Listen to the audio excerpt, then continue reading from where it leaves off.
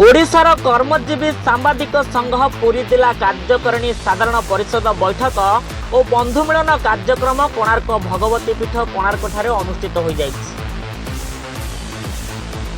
कार्य जिला कार्यकारिणी साधारण परिषद बैठक एवं बंधुमिलन जिला सभापति शरद कुमार परिड़ा अध्यक्षतार आयोजित एक कार्यक्रम में मुख्य अतिथि भाव पुरी एडीएम श्री शरद चंद्र बेहेरा मुख्य अतिथि भाव जोगदे कार्यक्रम को आनुष्ठानिक भाव उद्घाटन करते। सांबादिक सबुबले निष्ठापर और निर्भीक भाव खबर परिवेशन करने सहित सत्य आधारित और अनुसंधानमूलक खबर संग्रह कर न्यूज कर आवश्यकता रही। अन्यमानक मध्य मुख्य वक्ता भाव परमानंद मिश्र, सम्मानित अतिथि भाव जिला सूचना लोक संपर्क अधिकारी संतोष कुमार सेठी, समाजसेवी जयश्री महापात्र, समाजसेवी जगन्नाथ बेहेरा, प्रताप चंद्र परिड़ा प्रमुख जोगदे सांबादिक और किपरि सांबादिकता हेबार आवश्यकता रही सांबादिक जगत रे एआई रो भूमिका को नहीं आलोकपात करथिले।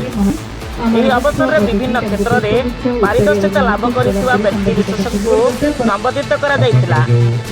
Report the rural news Odia.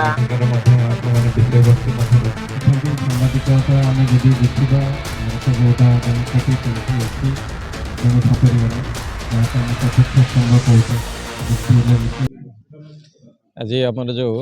माँ भगवती पीठरे जो ओडिशा कर्मजीवी सांबादिक भाई मैंने जोटा आम जिला स्तर साधारण परिषद बैठक जो ये आज जो मैंने बहु जो